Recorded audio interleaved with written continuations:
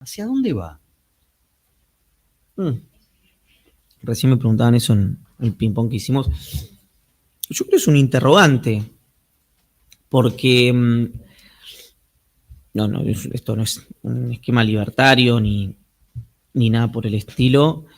Es un ajuste ultra ortodoxo, pero más bien clásico, en el que abandonó las ideas locas de la dolarización y el cierre del Banco Central y todo lo que charlábamos recién, y en el que se ve claro que la inflación está bajando producto de la recesión y producto de, fundamentalmente de la no emisión y la recesión, y que sabemos que va a bajar el mes que viene, que probablemente esté entre 5 y 6,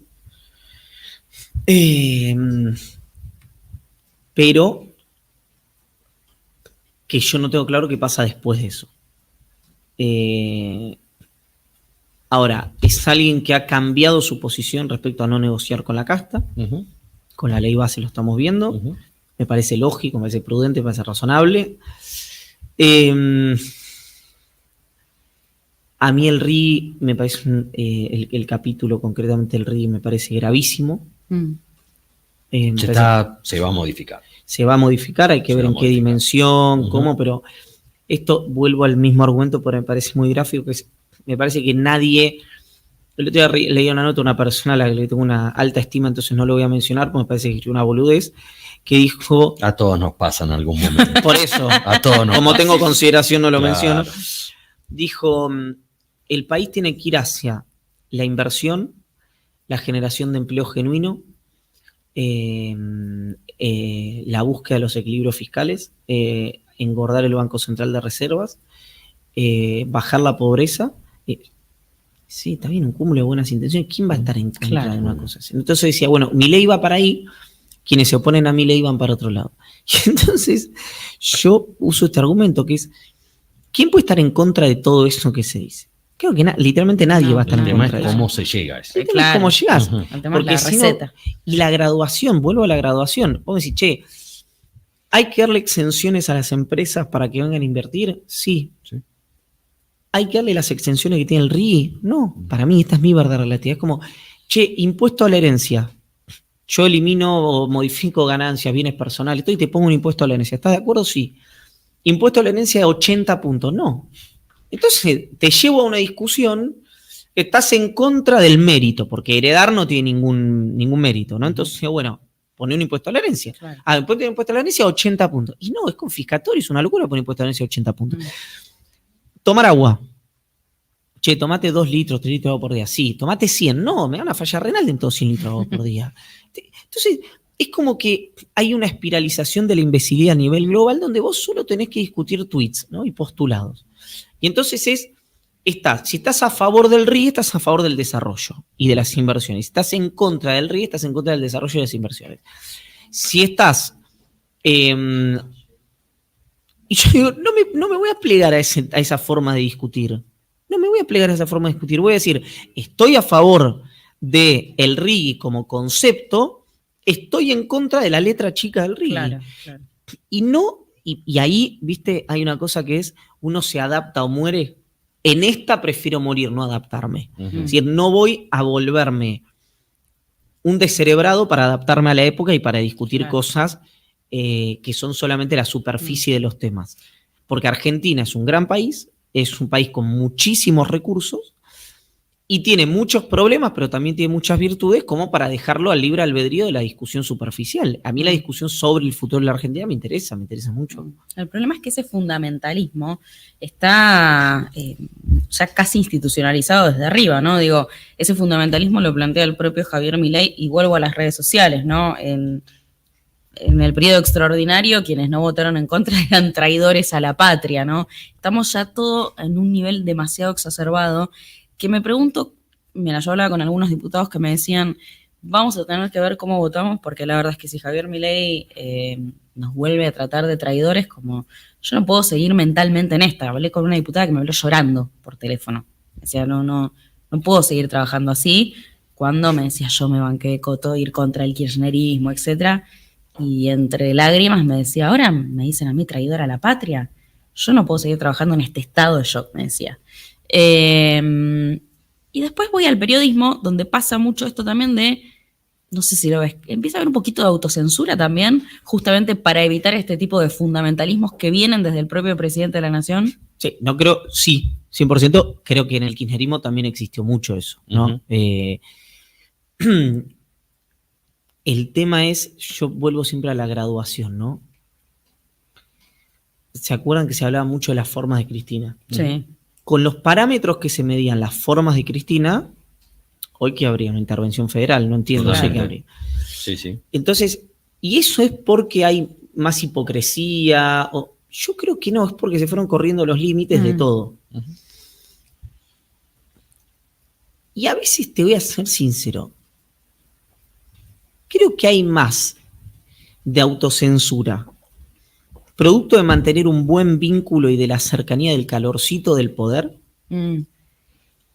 que de el temor a que le digan A o B. Porque hay muchos periodistas en los que podemos estar pensando que tienen muchas batallas sobre el lomo. No creo que les cambie la vida, que les ataque, le hagan un troleo en Twitter. Gente a la que han denunciado por cosas horribles, ¿no? Gente con el cuero duro. Entonces creo que tiene más que ver con una cuestión de cercanía.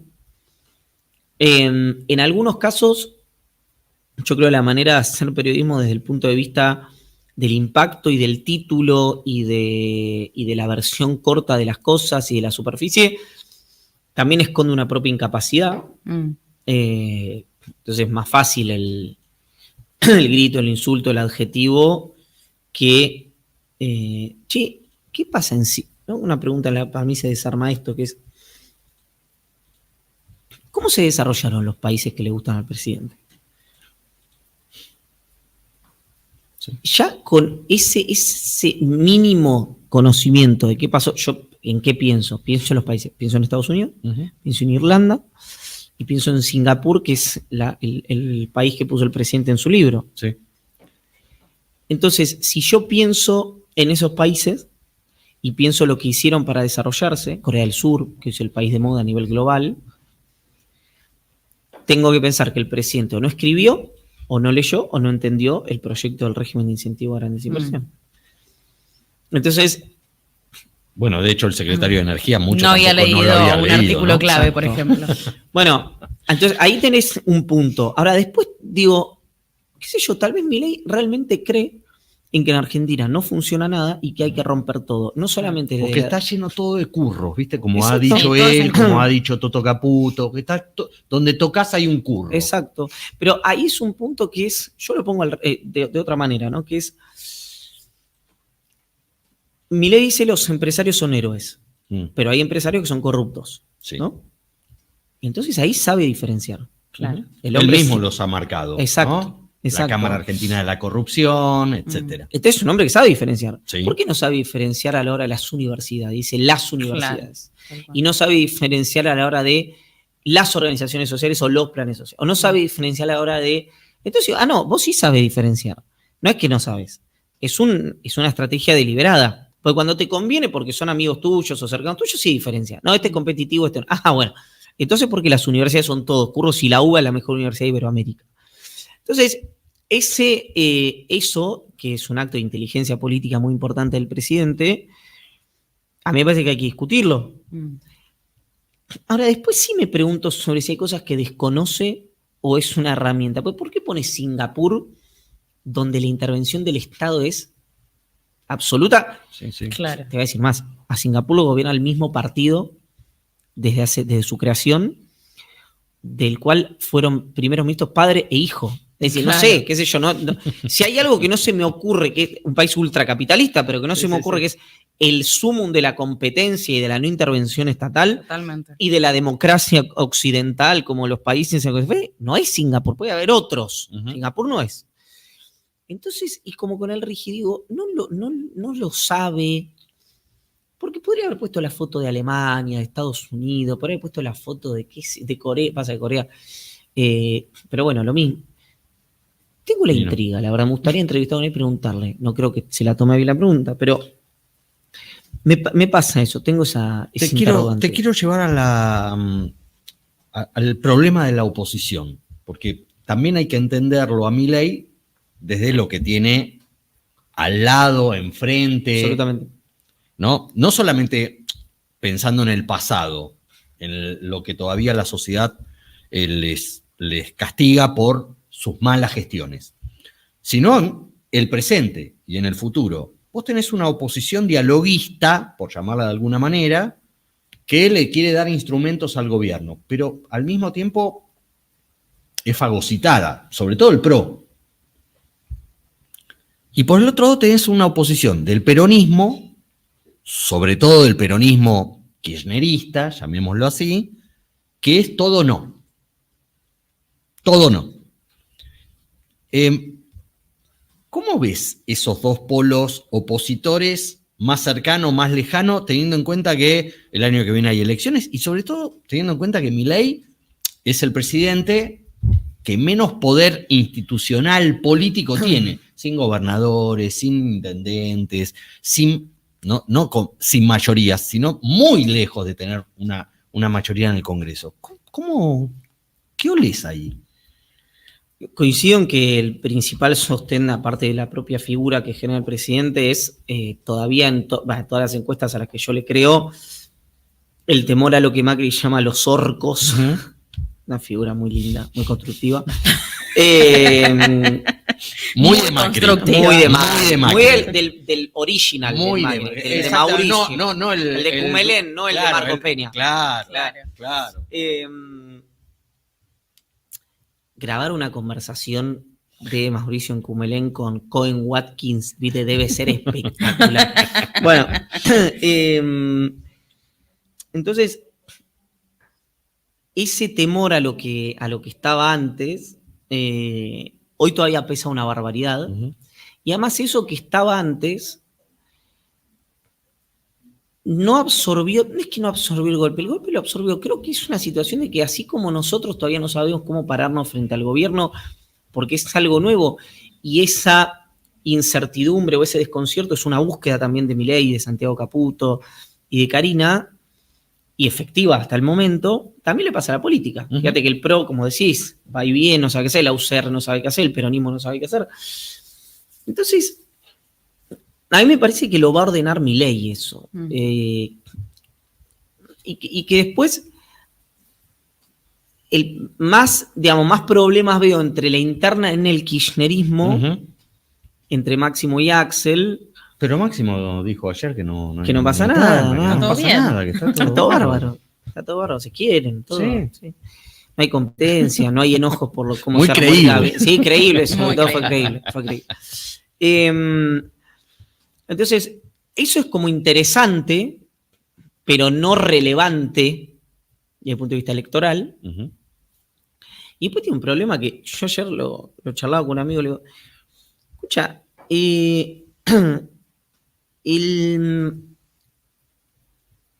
hablaba con un peronista, ¿no? Que venía pidiendo elecciones en el PJ, que no es Fernando. Elecciones, llamaron a elecciones y dijo, no quiero elecciones. El grupo Sopa.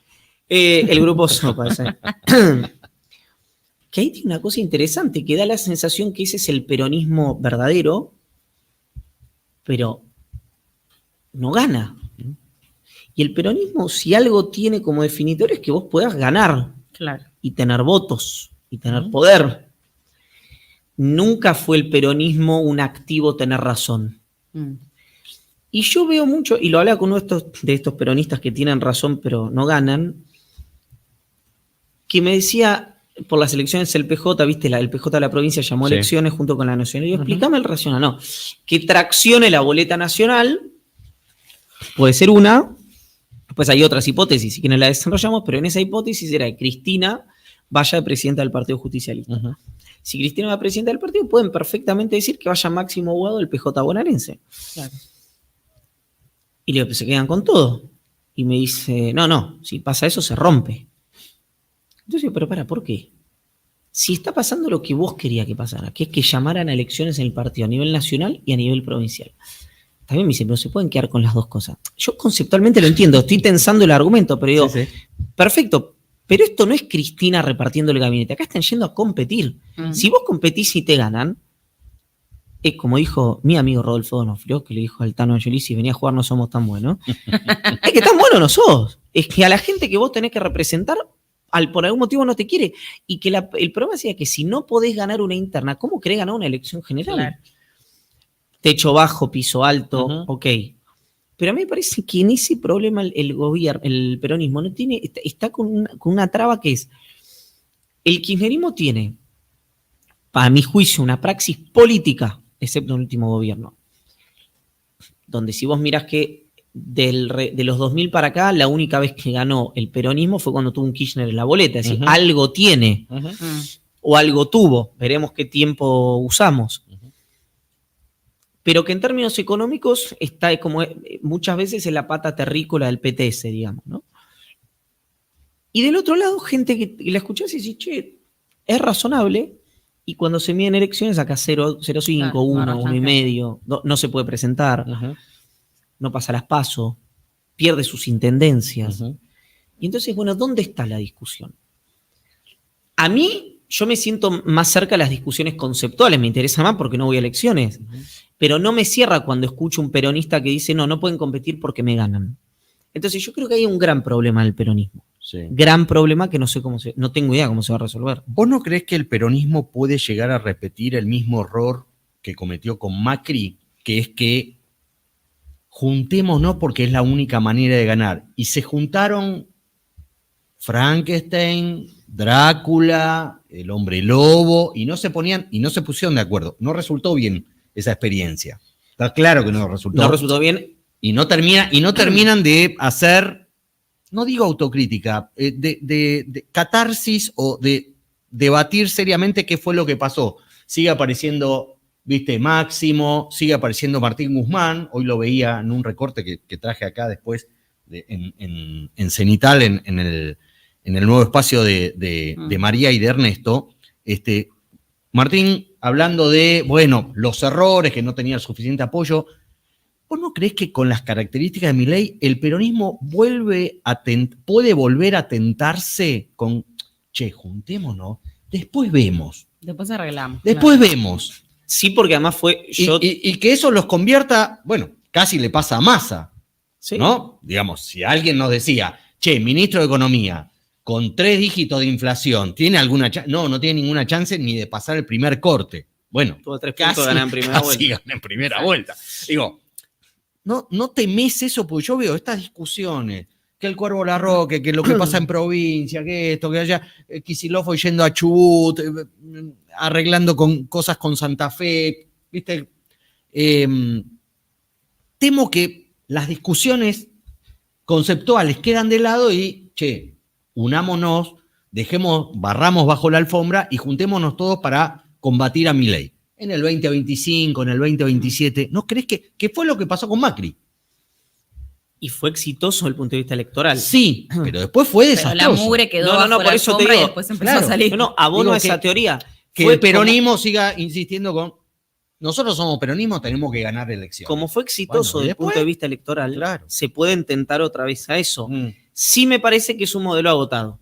Mm. Porque para la sociedad del gobierno del Frente de Todos, y yo creo que esto es cualitativo, no es cuantitativo, excepto obviamente en materia de muertes, el gobierno del Frente de Todos con la pandemia generó un trauma. Es decir, hoy no es normal la resistencia que está generando el peronismo o esa opción peronista con el nivel de ajuste que tenemos. Es decir, dejó realmente un muy mal recuerdo. Es un recuerdo muy tóxico y que, por ejemplo, nada tiene que ver con el recuerdo inmediato que había dejado Cristina en su último mandato, incluso con un último año, ni siquiera te hablo de los últimos, con un último año, la CIDE, el quilombo de Nisman, la Muy Rufo, feo. Muy feo. Fue un mal año. Muy feo. pero irrespirable el último año. Así todo, 50 puntos de aprobación se fue Cristina. Después de 8 años de gestión y 12 años de proceso político. Es muy distinto el proceso del Frente de Todos al último gobierno del Frente para la Victoria de la memoria colectiva. Entonces, coincido que puede haber esa tentación. También creo que el modelo de tercerización está agotado. Es decir, el que gane va a tener que conducir en el peronismo, si es que ganara. Y por eso creo que se está discutiendo hoy con Kicillof para no discutir en 4 años. Claro. ¿No? Porque hay una cosa de una música, porque nadie lo dice en realidad. Pues, nosotros tuvimos los votos. Vos te armaste el gabinete que quisiste. Que viene de ahí la pelea, viene del primer gabinete. Sí. Después te intervenimos. Se ordenó la gestión y la cuestión política, pero vino el Yategate. Y el que me metiste fue el del Yategate. Entonces Kicillof se empodera y gana y vuelve a elegir a sus funcionarios. Pero dice lo de las nuevas melodías, que eso me parece absolutamente razonable. Total. Entonces lo que digo es, a mí me parece algo interesante, que es difícil que Kicillof gane esa interna, si es que existiera alguna contra Cristina, si es que Cristina se pusiera a jugar, y a la vez es inexplicable para Cristina y para Máximo, para afuera, decir, ¿cuál es la pelea? Claro. Por eso Máximo dice no hay pelea, porque es como, no lo puedo explicar, nadie me va a entender si no está en esto, porque ahí hay una cosa que es, Kicillof es un fenómeno electoral, evidentemente lo fue. Sí. Es alguien que evidentemente la sociedad valoró positivamente su gestión. Y a la vez, su gran activo no es el armado político. Eso aparentemente es el gran activo que tuvo el kirchnerismo durante estos 20 años y por eso tuvieron hegemonía o protohegemonía. Entonces creo que uno sin el otro, pues ¿quién es el otro candidato del kirchnerismo? Si no es Kicillof. O es Cristina y volver. Claro. Sí. Otra vez la misma película. ¿No? ¿O quién? Recién estabas hablando justamente de Cristina. ¿En qué rol te la terminás imaginando, Cristina? Porque hay algo que ocurre, y el otro día un senador en esta misma silla, un senador de La Libertad Avanza, me decía, la verdad que nosotros en el gobierno agradecemos un montón cuando habla Cristina. Nos eleva, lo eleva a Javier Milei, nos viene bárbaro, es nuestra principal jefa de campaña. ¿Qué mirada tenés? Y siempre, yo creo que un acto de inteligencia que ha hecho Milei es no desatar una persecución judicial sobre Cristina como hizo Macri, porque eso victimiza. Sí la elige como rival y eso me parece un acto de inteligencia. Claro. Pero yo también escuché a muchos dirigentes. Con bastante respeto, igual. Con muchísimo respeto. Por eso te digo que no estoy tan seguro de lo que dice esta persona, porque además yo creo que. ¿Quién fue Atauche? ¿Quién fue Abdala? Pagotto. Porque si fuera así, Milei no hablaría con el respeto que habla de ella. Cruzan electorado, el kirchnerismo y la Libertad Avanza, está recontraestudiado que hubo migración electoral ahí. Y además, yo escuché decirle eso también a muchos dirigentes del PRO. Claro. 2 años antes de que pierdan por 15 puntos. Tal cual. Entonces, a mí me parece, lo dije en un libro que presenté con Emma Ferrario, de un libro de Emma Ferrario con María O'Donnell, con Pierpaolo, y con Cami Perochena, no quiero dejar fuera pues sensibilidades. En el que, perdón la autocita, pero lo digo lo creo, es, pues, Iván, 10 días el gobierno de Milei. ¿Saben cómo está? Vamos a refundar los empresarios. Ojo, acá nadie va a refundar nada. O sea, puede haber cambios. El kirchnerismo, el menemismo, de última hicieron cambios estructurales, modificaron culturalmente a la Argentina, etcétera, etcétera, etcétera. O una generación, si querés. Pero voy a refundar este espíritu ¿viste? Fundacional. A mí me da un poco de paja, perdón el francés, pero porque aparte es no ver lo que pasa alrededor. Ojo, puede haber un momento en el que venga alguien y gane por Milei la elección que viene, la gana por 75 puntos, te voy a decir, para, es otro bicho ese. Ahora, ganó en un balotaje, ya, ¿no? Es una instancia más, muy bien lo ganó, pero también con una alianza táctica con otro partido. Entonces, si yo miro eso y digo, ¿esto pasó en otros países? Sí, bueno, y el deterioro es muy acelerado. Es cierto, Milei, de todos los outsiders, hay un estudio de Pulsar interesante de eso, es el que más, junto con Petro, el que más aceptación mantiene en sus países. Sin haber tenido nunca el pico de luna de miel. Sin haber tenido el pico de luna de miel. Manteniendo. Exactamente.